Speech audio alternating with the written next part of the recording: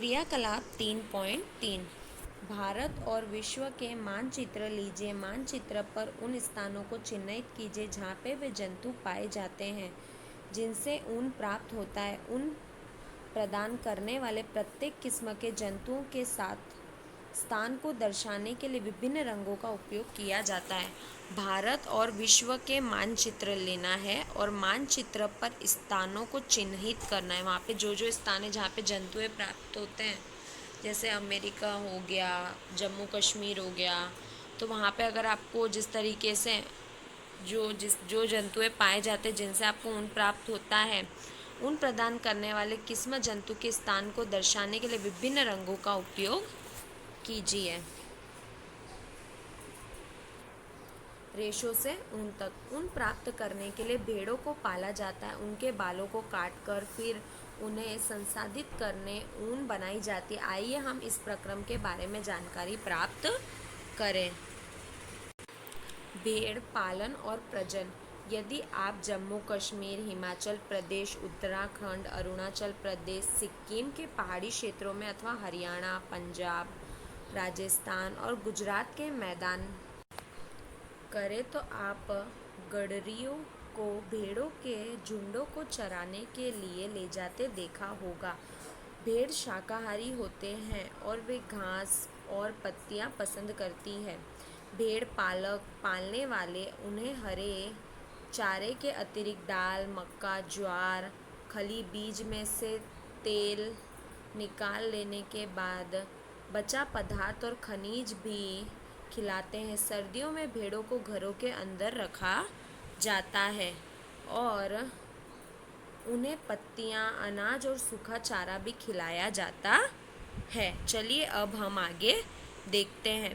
हमारे देश में अनेक भागों में भेड़ों को ऊन के लिए पाला जाता है। सारणी 3.1 में भेड़ों के कुछ नस्लों के नाम दर्शाए गए हैं जिन्हें हमारे देश में ऊन उत्पादन के लिए पाला जाता है। सारणी 3.1 में उनमें से प्राप्त होने वाली ऊन की गुणवत्ता और गठन को भी दिखलाया गया है। चलिए अब आगे। भेड़ की कुछ नस्लों के शरीर पर बालों की घनी परत होती है जिनसे बड़ी मात्रा में अच्छी गुणवत्ता ऊन प्राप्त होता है। जैसे कि पहले बताया गया कि इन भेड़ों को वर्णात्मक प्रजनन द्वारा उत्पन्न किया जाता है, जिनमें से एक जनन किसी अच्छी नस्ल की भेड़ होती है। मतलब क्या किया जाता है, एक अच्छी नस्ल की भेड़ को जन्म दिया जाता है। चलिए अब आगे। जब पाली गई भेड़ के शरीर पर बालों की घनी वृद्धि होती है तो ऊन प्राप्त करने के लिए उनमें से बालों को काटा जाता है। अब आगे। रेशों को ऊन में संसाधित करना।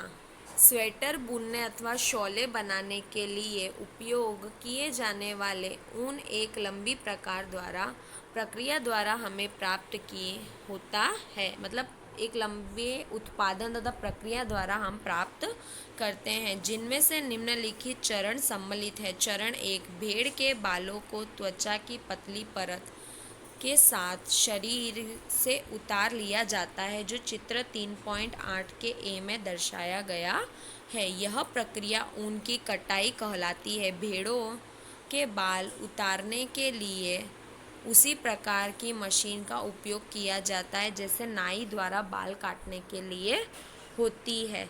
तो क्या किया जाता है, भेड़ों की त्वचा की पतली परत के साथ शरीर उतार लिया जाता है। यह प्रक्रिया को ऊन की कटाई कहलाता है। मतलब उसके शरीर से पूरे बाल निकाल लिए जाते हैं, तो ये मशीन द्वारा किया जाता है, जो मशीन नाई के पास होती है।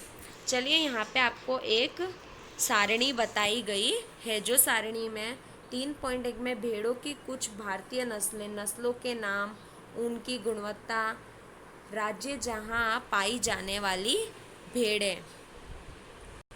चलो नस्लों के नाम। तो लोही, तो ऊन की गुणवत्ता, अच्छी गुणवत्ता की ऊन जो कहाँ पाई जाती है, राजस्थान और पंजाब में हमें मिलती है। रामपुर बुशायर, भूरी ऊन उत्तर प्रदेश और हिमाचल प्रदेश में हमें देखने को मिलती है। नाली, गलीचे की ऊन राजस्थान, हरियाणा और पंजाब में पाई जाती है। भाकरवाल, ऊनी शॉलों के लिए जम्मू कश्मीर में पाई जाती है। मारवाड़ी मोटी रूंश ऊन गुजरात में पाई जाती है। पाटनवाड़ी होजरी के लिए गुजरात में पाई जाती है। चलिए अब आगे। भुजों को आश्चर्य होता है कि जब कोई उनके बालों को खींचता है तो दर्द होता है, परंतु जब वह बाल कटवाता है तब दर्द क्यों नहीं होता, ऐसा क्यों। चलिए आगे। तो भुजों ने एक सवाल किया है। नाई द्वारा बाल काटने के लिए प्रयुक्त की जाती है सामान्य बालों को गर्मी के मौसम में काटा जाता है ताकि भेड़ों के बालों के सुरक्षात्मक आवरण के लिए न रहने पर भी जीवित रह सके। ऊन बाल ऊनी रेशे प्रदान करते हैं और इन्हीं ऊनी रेशे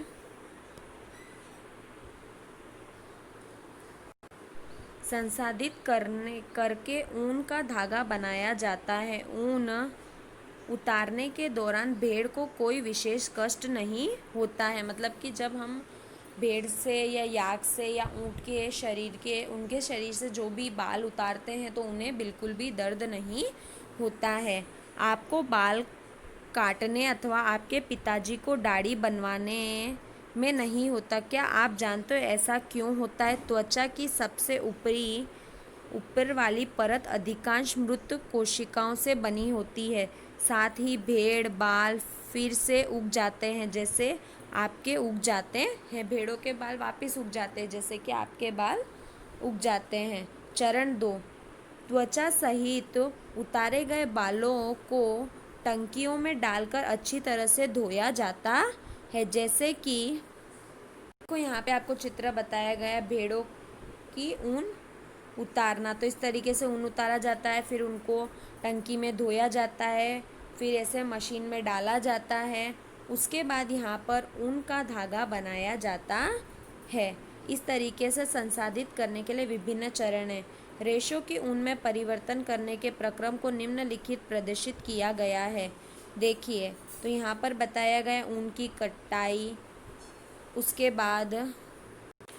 बाद अभिमाजन छटाई, बर की छटाई और रंगाई के बाद रीलिंग की जाती है।